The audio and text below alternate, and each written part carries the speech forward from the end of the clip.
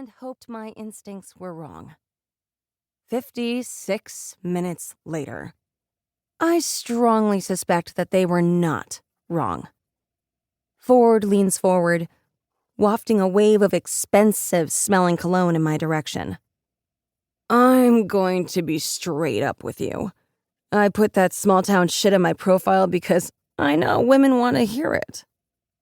His honesty is actually refreshing. Oh, okay, I guess I didn't. Brynn, he interrupts. It's Brynn. He ignores me and instead takes a long draw of his locally crafted IPA. We both know what is happening here.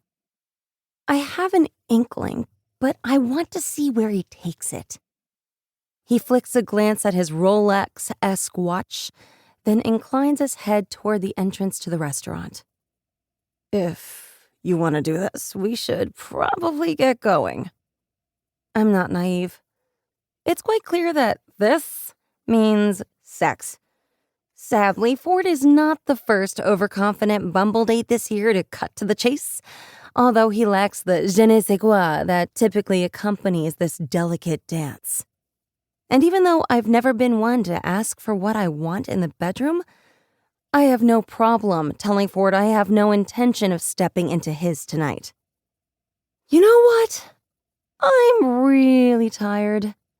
I think I'm going to head home. I fake a yawn. Ford raises his eyebrows as if this fact surprises him. Not even up for a blowy? I should probably be disgusted, or, at a bare minimum, annoyed. But my poor little heart has been battered enough that it has formed a protective coating. A thick crust that protects it and keeps my tone even and breezy as I tell him, thanks, but I think I'll pass. Ford stares into his empty beer glass. I figured I'd shoot my shot. It was pretty obvious this wasn't going anywhere. But a lot of the women I meet on Bumble want a decent bang out of the deal. And I'm more than decent. He winks as if this little tidbit may sway me.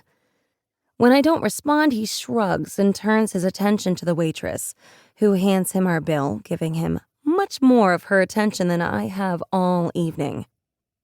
As much as I hate to admit it, Ford is right.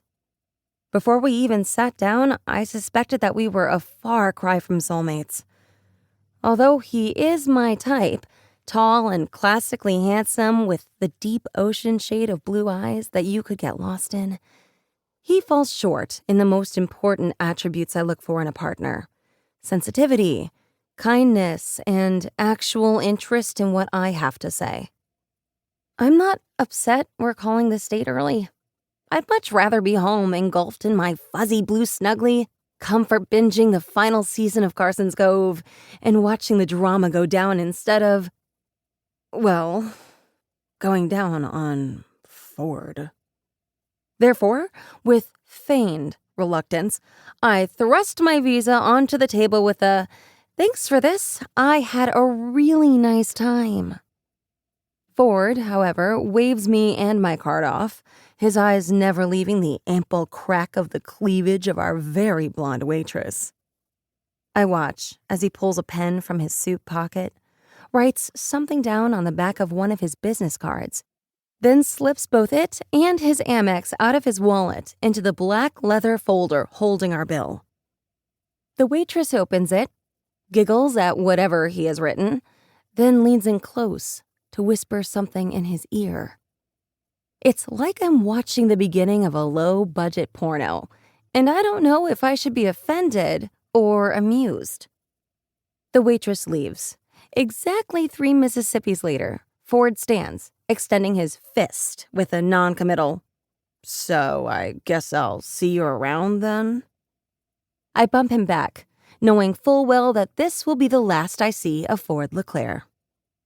I intentionally linger for a few moments in our booth, not wanting to completely contradict my previous thought and create an awkward scenario outside where Ford and I have to make polite conversation as we wait for our respective Ubers. When I'm satisfied that he's well on his way.